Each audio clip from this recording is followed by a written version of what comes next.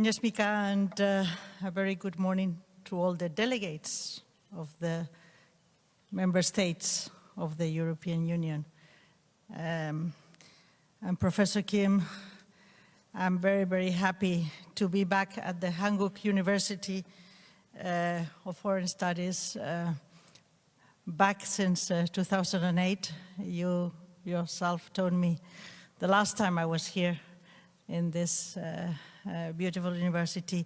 You have enormously grown. There are so many buildings. You have more students, and I'm very happy that at that time we planted the seeds of what has become now a model of European Union and the interest of so much students into Europe.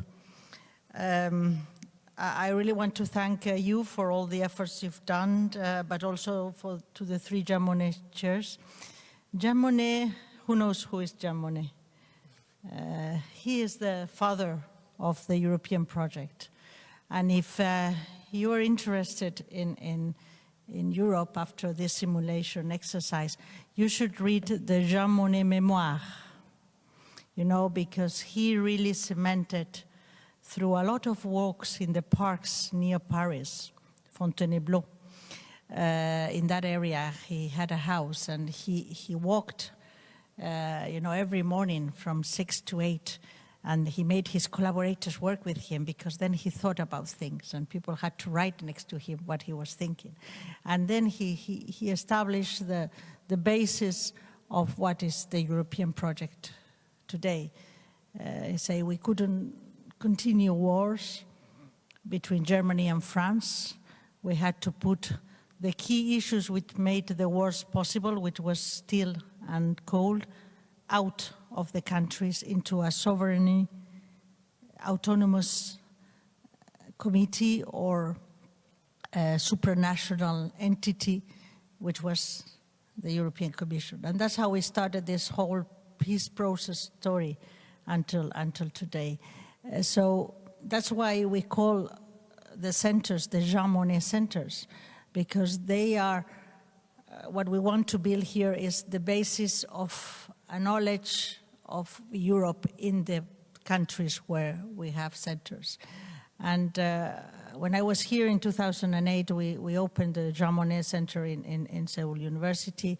Now I'm happy to see three of them at the time they were the European centers, and now they're turning to Jean Monnet centers.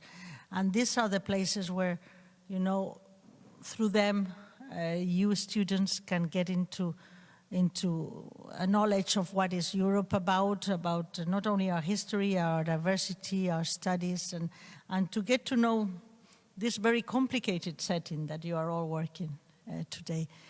It's not easy. Not even Europeans understand what is happening in this type of meetings, and how do we do laws? How do we bring out consensus and policies in the name of the European Union? So it's not easy. I've been sitting, and I think Marty is here, Estonian chargé d'affaires. He has been sitting in this framework in Europe, in Brussels, in these rooms where we all sit together at different levels, at working level, at capital levels, at minister levels, at leaders level. So there is every day in Brussels groups like this, full. I mean, you have, I don't know, for every area in our policies, even foreign policy, there is a group called COASI, which is the group which deals with issues of Asia countries. So Korea, when we have discussions on Korea, it's under that group, but we have the similar setting. So I will be sitting, I think, somewhere here, if I come to present the European policy on Korea in a group, in the group on Asia in the Council. And when they sit at foreign minister level, they sit the same way. And Foreign High Representative Borrell is also sitting here in the presidency. Because on foreign policy, Europe there's no presidency of 6 months rotating. It's all of us with a common common presidency. So it's the European Union who shares it.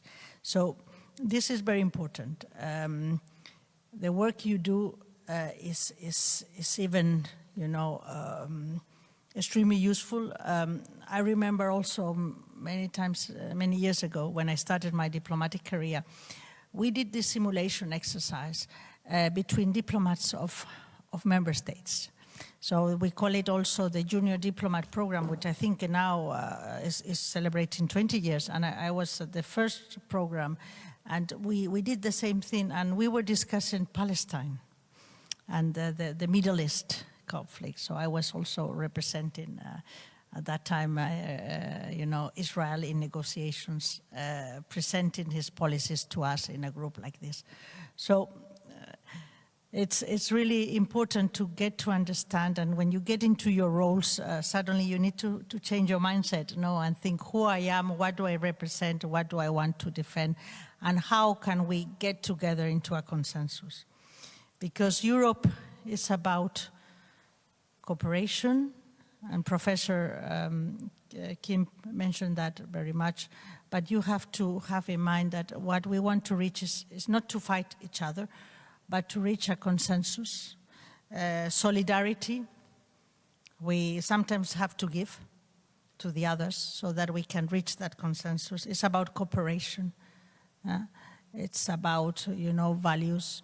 But we are not fighting each other. This is not China and US. This is not Korea defending in United Nations. This is about, you know, countries which want to give something, which want to reach a position where they are all happy. So we need to find, you know, a consensus. It's not unanimity. It's not one blocking the others. So you have to change your mindset in terms of negotiation.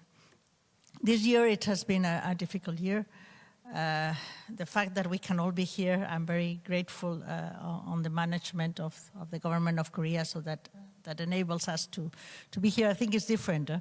One thing is to see each other online. The other thing is to be able to at least shake a little hand or even be able to talk and see each other, because a lot of diplomacy is done behind the corridors, behind the tables. You know, when you go and speak to the other, especially this side has to speak a lot with all the other sides in order to say, okay, can you please, you know, give up on this? Is that so important? You know, there is a lot of negotiation that is done behind the scenes, and I think you should also try a bit that as well. It's very important, the role that the presidency and also the commission on the other side has to do. So those are important. I want to thank the organizers, also our team in Europe and my team here. Has been very difficult to decide with Hangul University what to do, if we were able to do it like this. But I'm very happy that I see you all and that you can see me. I want also to thank you know, your motivation, your commitment, your interest. It's not easy to bring Europe to Asia and to bring Korea to Europe. So that has also been one of my tasks, but I have now 39 assistants. So I will use you to help us to bring Korea into Europe into Korea society and life. I'm very happy also to see a lot of women here. As you know, I am the first woman ambassador of the European Union in Korea, and I'm very happy to be so. Diplomacy is not easy for women. We are only 3 women ambassadors of the European Union in Korea for 23 member states here. But it's coming. It's challenging. You know, you have to make a difficult choice between family and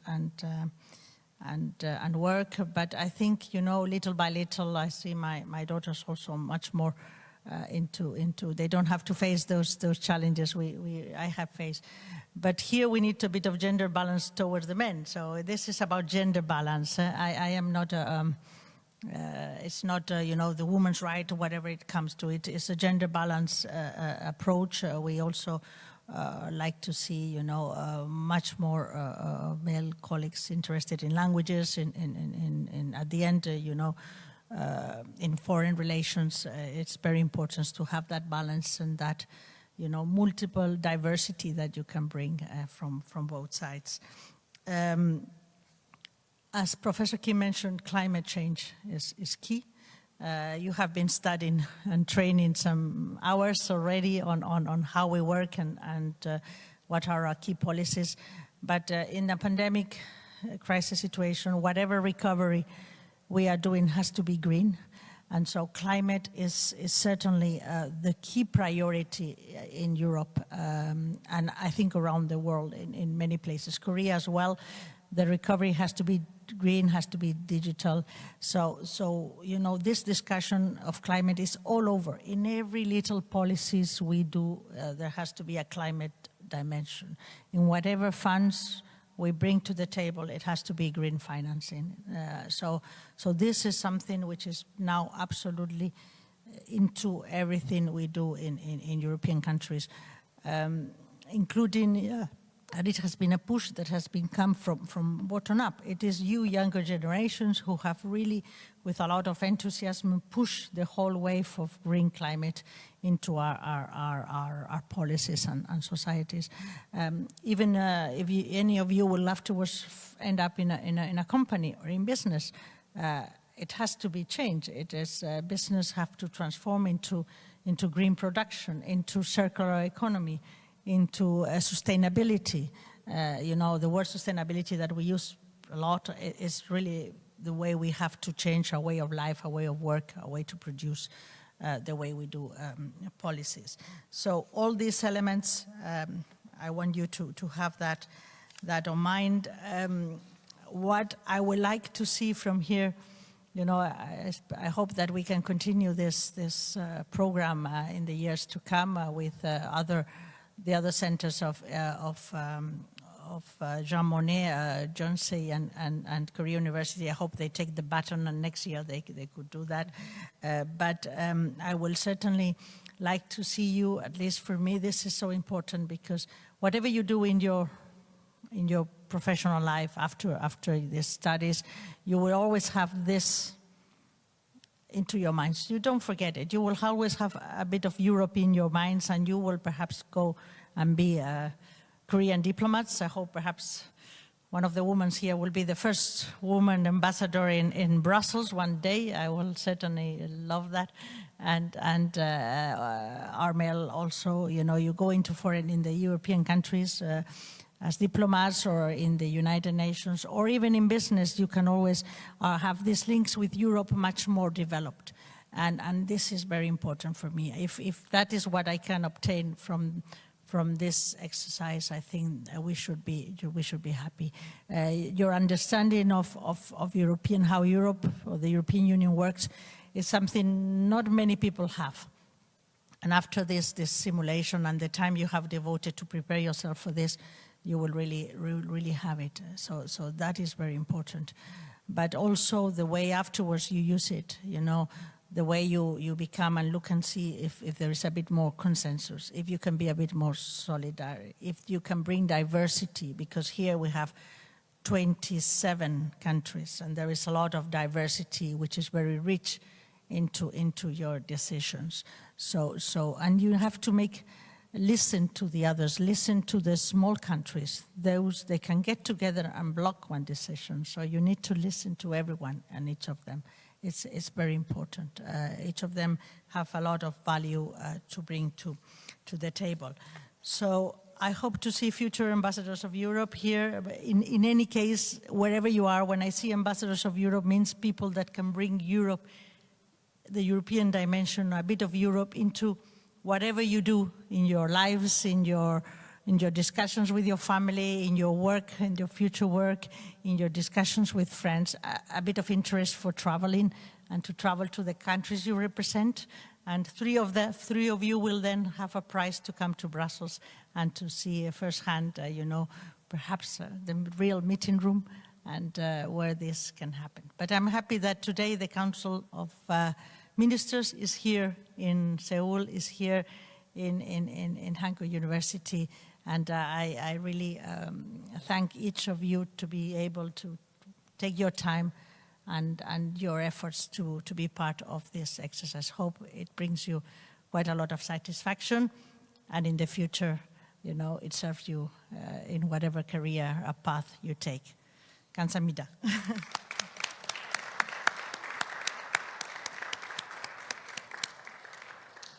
Thank you.